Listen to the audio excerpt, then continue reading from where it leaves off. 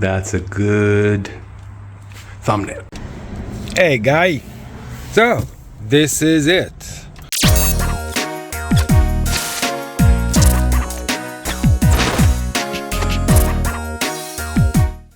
Hey, yep, Total Tools. And yes, we are here to buy some tools. Don't look at the red and don't look at the blue. Meaning don't look at Milwaukee and don't look at Makita. I don't have the budget for it.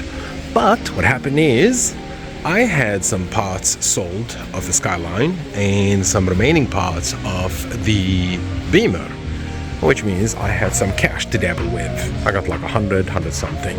I figured, what best way to do that than just go buy and treat yourself on some tools. Now, what am I thinking? Well, hold the thought. This section is mainly where I wanted to come. I needed to get me a polisher. Mind you, I do have a polisher. I've got the Ryobi polisher, right? Now, the thing with that, it's cordless, which is fine. It's beautiful and everything, but battery dries out fast and gets strained up. Oh boy, sometimes I just wish if I can just buy me those bits. But then again, when you get the Milwaukee bits, then you start thinking, I need to get me the Milwaukee tool.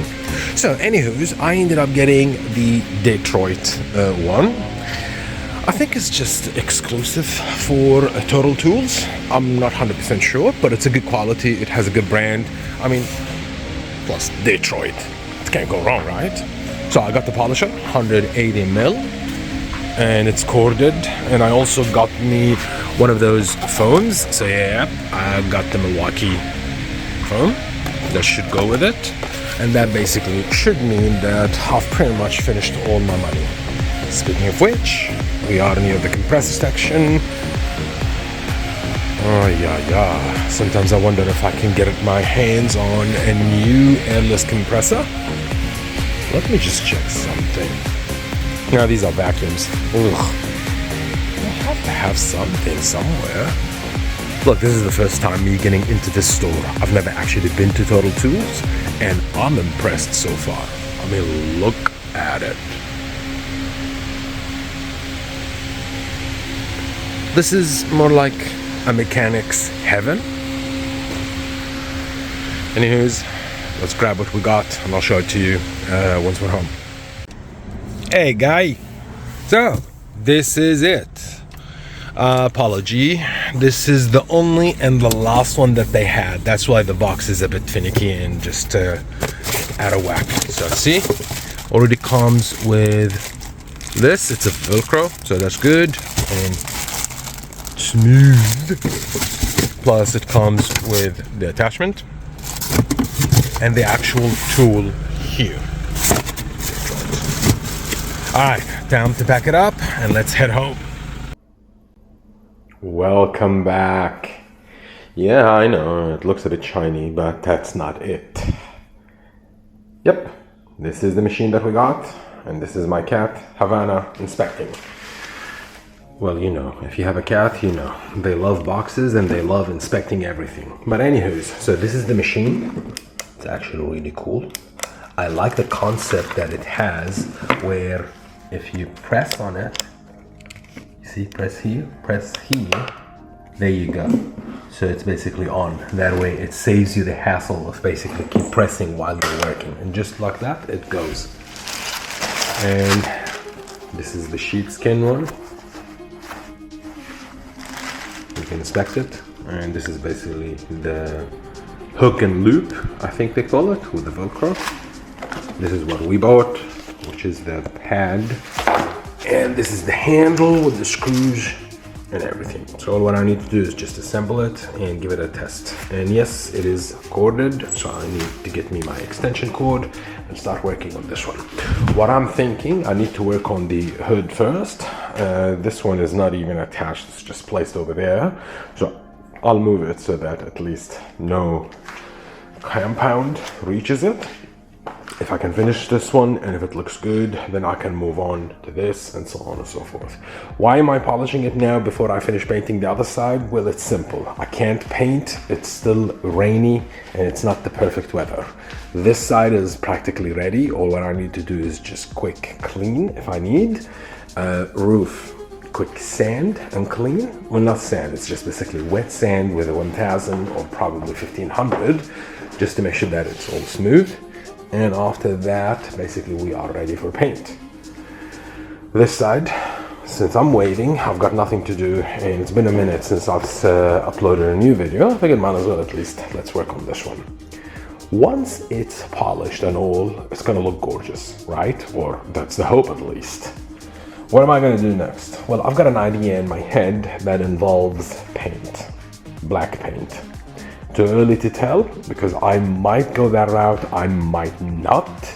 I guess it depends, but I guess we'll cross the bridge when we reach the bridge. For now, let's just assemble this one, remove that one, and start working. Well, I need to clean this one because there is dust and there is cat hair all over the place. So, clean this one up, have it ready for polish, and we'll commence with the polish. Yeah, you start with something and before you know it, you got sidetracked. As you can clearly see, I've got wires, I've got tape, I've got water, I've got this, and here I am working over here. I don't know if you remember, the washer motor. It works, but whenever you switch it on, nothing goes over there. So here's what I've done. I've hooked up this wire into the actual motor, okay? I don't know if I can show it to you with one hand, but using a 12-volt battery should technically send power to it. So I didn't fill it with lots of water, I just filled it with just a bit. So there you go. I don't know if you can see.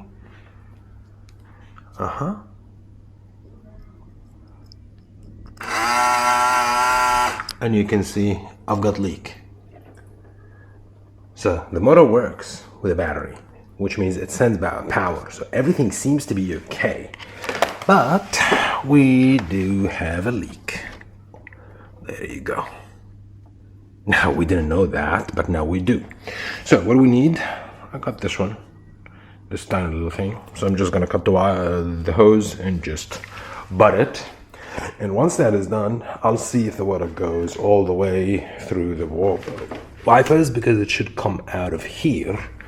And at least we can basically deduct that the motor works, the hose is working, the whole thing is working. That leaves us with either a matter of fuse or a matter of the actual switch itself.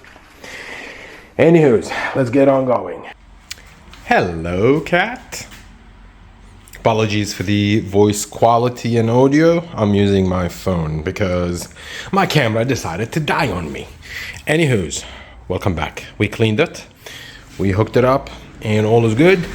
I didn't end up using this one. I'm not really a big fan of that handle. I prefer something like this. So see, I put this one on, and let's just say I Frankensteined this one. So we claimed the Ryobi handle, and now it should work.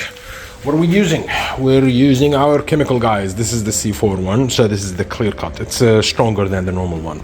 So once this one is done, once we finish this with that pad, then you use the black pad with potentially this one, mirror finish. So I guess that's the idea. So here goes nothing. Now you can see, you see? Look at the paint. Yep.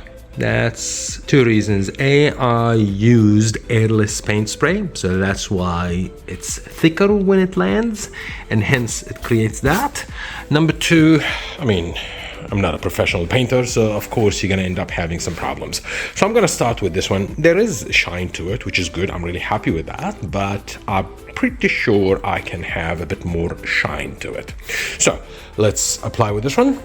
Since this is a brand new spanking one, hopefully it should work and it should clear on everything, and we'll take it from there.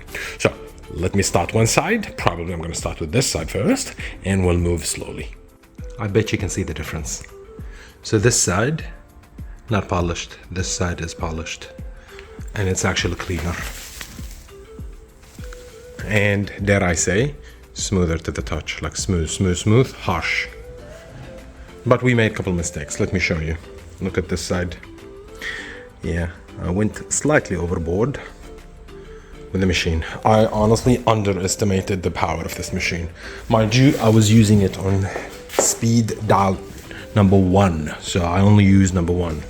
So 1, 2, 3, 4, 5, and this is how the speed basically goes up. But smoothing wise, this is just one pass basically. I only spent like 5 minutes on it. And so far it's impressive how it looks. I'm really happy with how it looks. Now imagine if you keep doing it and so on and so forth. What I'm gonna do, I'll spray this side because luckily I do have 1K. So this is white, the same color, base and clear. So once you spray it, it should be okay. So I'm just gonna cover that area and spray it. At least it's covered up, and we'll continue with the other side and see how we go. But overall, check. And this is the result after the paint. See? Matched perfectly. Quick polish by hand. Once it dries, then all should be good. So we've got this side completed. We can commence on the other side. I'll go slightly easier because, and especially on the corners, we've learned a lesson. Corners, it's gonna be a bad, big boo-boo if we don't basically pay attention to it. And we've got basically all this side to complete. So let's do whatever we can. We switched gears. Yep, we used this one. There's a reason behind it. Look how shiny. Look at this, and smooth. It's perfect. But boy, it's a workout. Look, you can see the reflection now better. I didn't clean it. I just polished it. I legit did not clean it. You see, you still got some fluffs all over the place. Okay, lesson to learn out of it. You need to push as hard as you can. See, I haven't even finished cleaning it. As hard as you can, you need to push in order for the pad itself with the compound to actually react with it. Now, if you're just not pushing as much, it's not gonna work that much. But the risk that comes with it, if you focused on one area so much as 1 extra second than you should, that would result into burning the paint. Now, burning the paint basically means you're gonna burn through it, so basically you'll see the primer or the paint under and so on and so forth. Creates a mess. Like so far, 2 hours, I've only done just the hood and I barely started with this one. But with the work that I've done, boy, it's amazing. So go easy on it. Now here's what I'm thinking. I'm thinking I'll use this for the big jobs. And once it gets basically in a position where I like it to be, then I can use the other one for the smaller areas. That's better that way. That way I'm not burning through the paint. Boy, this one is so smooth.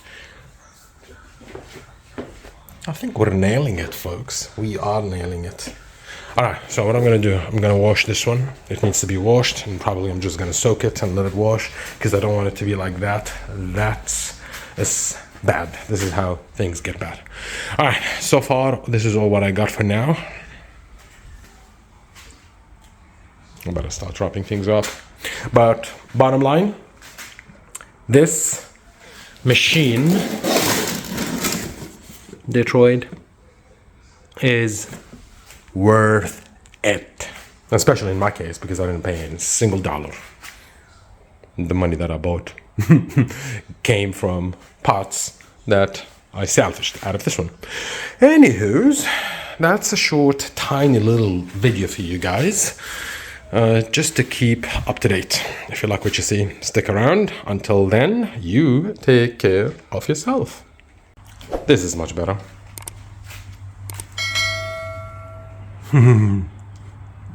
That's a good thumbnail. Take care of yourself.